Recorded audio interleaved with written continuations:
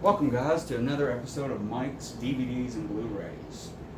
Today I'm going to show you my Laurel and Hardy collection, which includes DVDs, Blu-rays, and Laserdiscs. So let's get right to it with this huge Stan Laurel and Oliver Hardy box set. This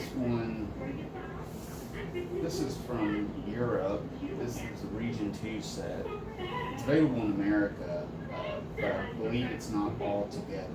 But this has all their silent shorts and all their features up till 1940.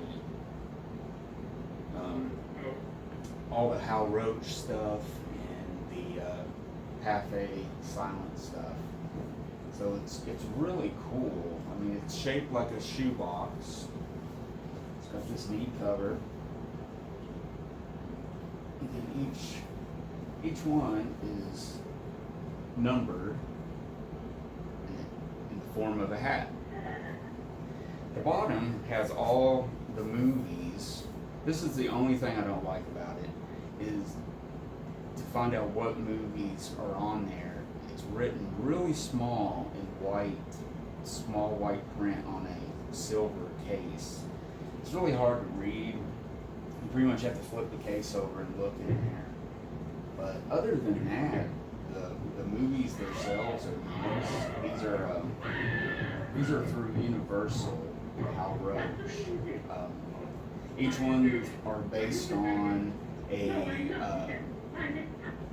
theme, like on the run, or doing work, or different ones like that. So that was that one, and then this one is Saps at Sea, and it has other music shorts in here. So it's really cool. It's really cool to finally have all their stuff in one box. That's what I like as a collector. I've collected Laurel and Hardy stuff over the years, and it's in different stuff. Like I have Laserdiscs, I have DVDs, but I have this whole big pile to try to have all their stuff. But now I have it all in one case, and I just have to look up the movie I want to see.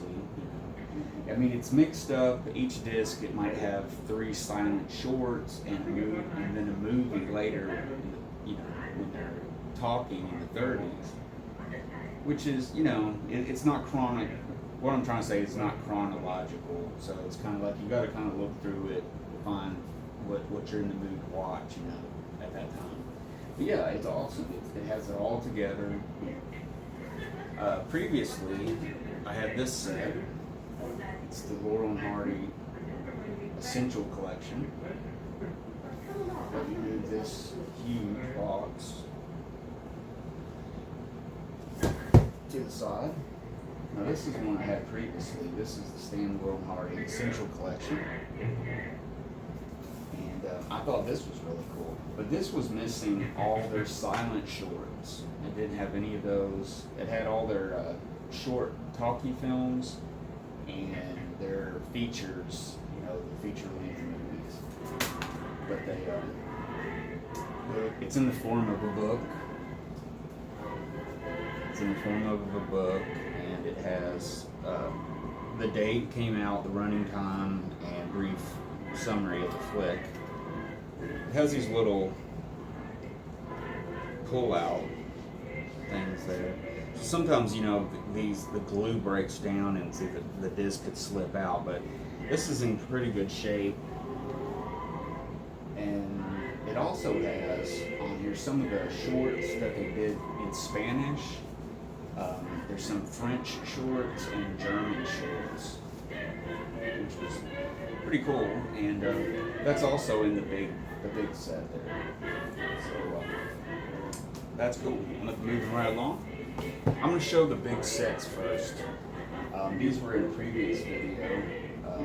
These are the later years of Laurel and Hardy. This is 1941 to 1946, I believe. These were made for 20th Century Fox. And, they're not known as their best films, but a couple of them are really funny, on par with their older stuff.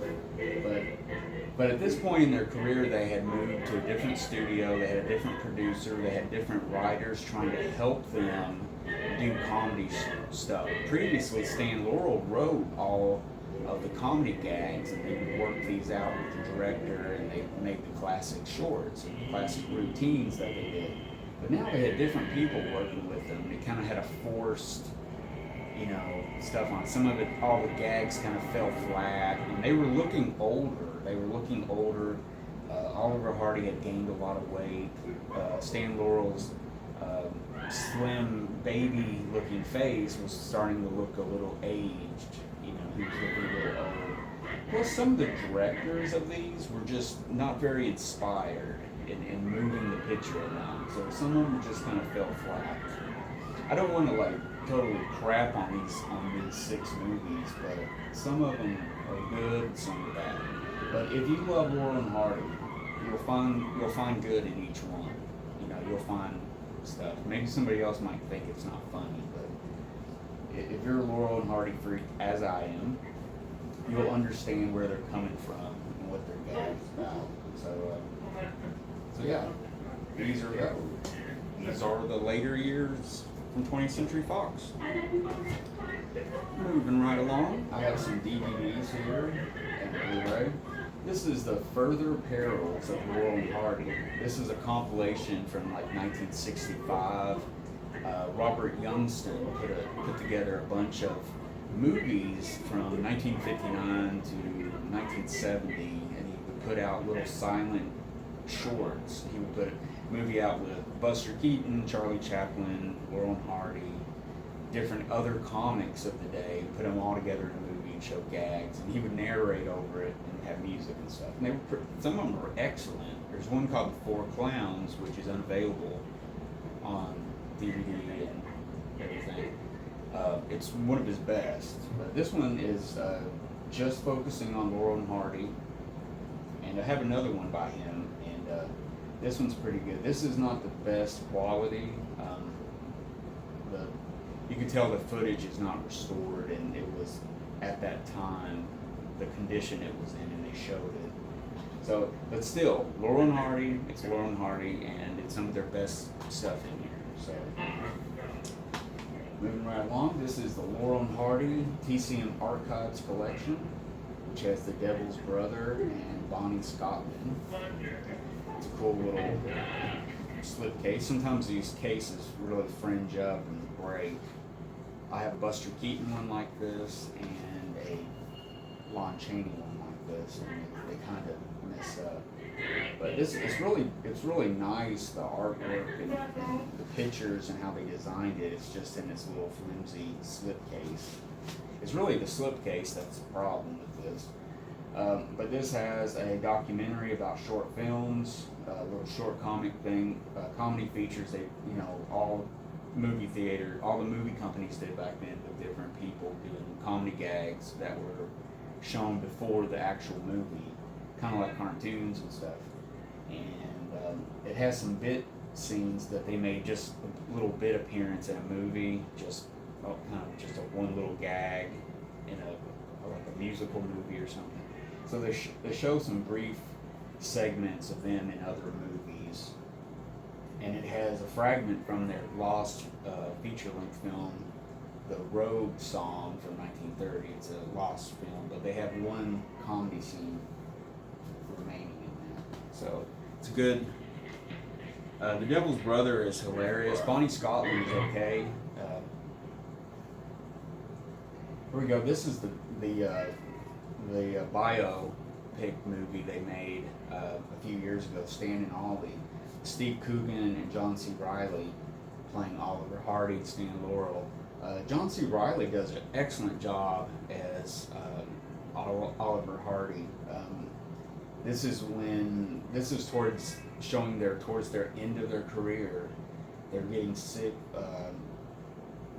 Oliver Hardy had been sick a lot in the hospital, and it shows them getting back together and doing some routines and doing a musical show across Europe, and shows kind of what happens, and it's really heartwarming and touching, and it has some real scenes of tears. I mean, you might need to get the Kleenexes out, but it kind of shows the end of them, you know, kind of the end of the career. But great performances by this. Usually, sometimes a movie like, say, they made Charlie Chaplin, the Chaplin movie. Robert Downey Jr. was the Chaplin. He looked pretty good and he acted like that. But some movies, like they try to make one and it's just not good, you know. But I highly recommend Stan Ollie. It's probably one of the best biopics of the year. This came out when Bohemian Rhapsody came out, which was another pretty good biopic.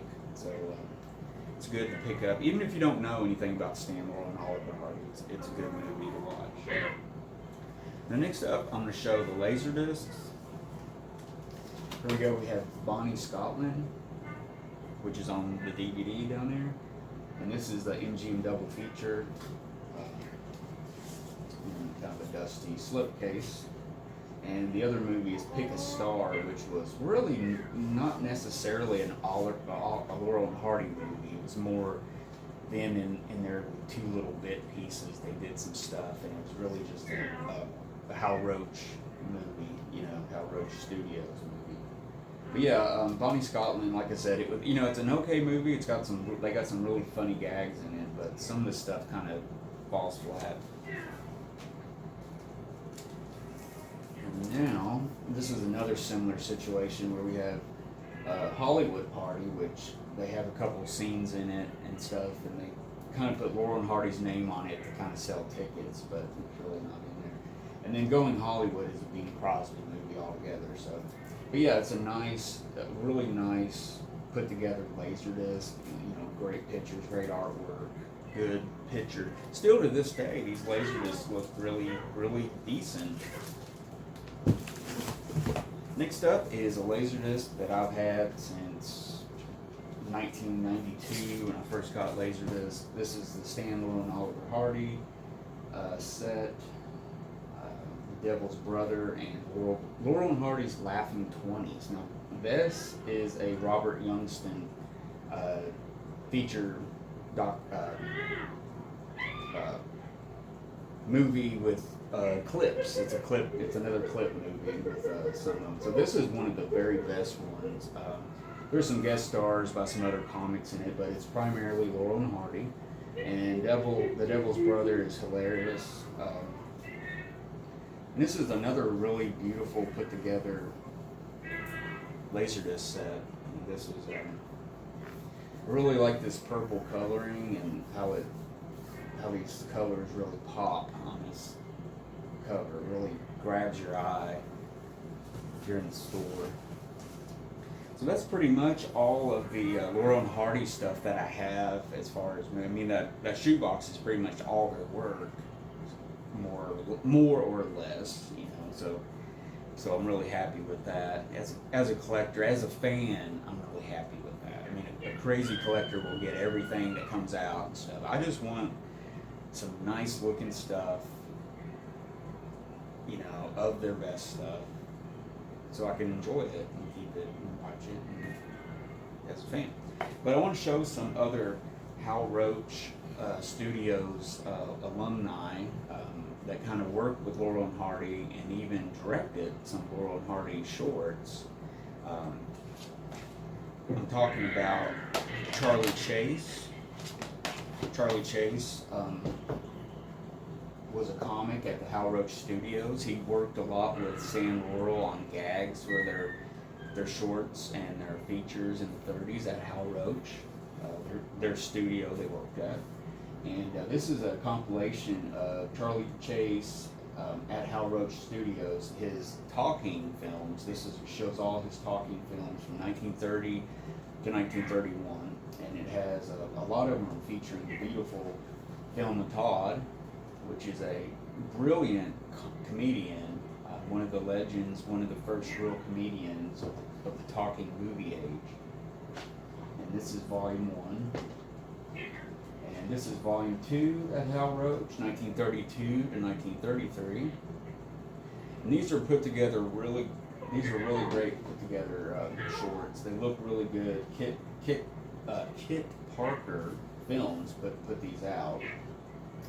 Next up, these are similar ones. This is with Thelma Todd and Zazu Pitts at Hal Roach, 1931 to 33. And this is a compilation of their shorts that they did. Then this is basically the next, after Zazu Pitts left the picture, left the studio over money dispute, they teamed Thelma Todd with Patsy Kelly. And they did a couple more years, 33 to 36, until Thelma Todd infamously died. Was it suicide? Was it murdered by her gangster boyfriend? It's one of the Hollywood ghost stories, legends of how, you know, the murder mystery of Thelma Todd. But these show all her shorts up until basically her death. So these are really worth it. If you really are into Laurel and Hardy, you'll really get these. You'll see the similar kind of humor, because a lot of the stuff, Charley Chase worked with them a lot, and he directed a few of their shorts. And his brother, his real name was James Parrott, and his brother, I can't remember his first name, but his brother was another Parrott brother, and he directed a lot of their shorts and stuff. And, unfortunately, Charley Chase and his brother died separately before 1945. They were both died. They died young. They had problems with alcohol and drugs, and unfortunately they died. So there you go. I need a drink of water after all that. And, I just want to show you all those. Laurel and Hardy, of course, everyone knows them. And if you don't, you should know. So go out there and get you some Laurel and Hardy stuff. Find some stuff on YouTube and discover them. They're really funny. Even though their movies were filmed 70 years ago, almost 80 years ago, some of these movies and shorts, they're still hilarious. They've stood the time. They've stood the test of time, and they still look good. And I think young people can still get into them and discover them. So that's about it, guys. If you haven't already, subscribe, and I'll show you lots more of cool movie history through the ages, through the years. All sorts of different movies in my collection that I'm just going to show and talk about a little bit. Some of my favorite stuff, like the Laurel and Hardy stuff, are some of my favorite films and stuff. So just give me a like, give me some comments, tell me your favorite Laurel and Hardy stuff, and I'll see you next time for another episode of Mike's DVDs and Blu-ray collection.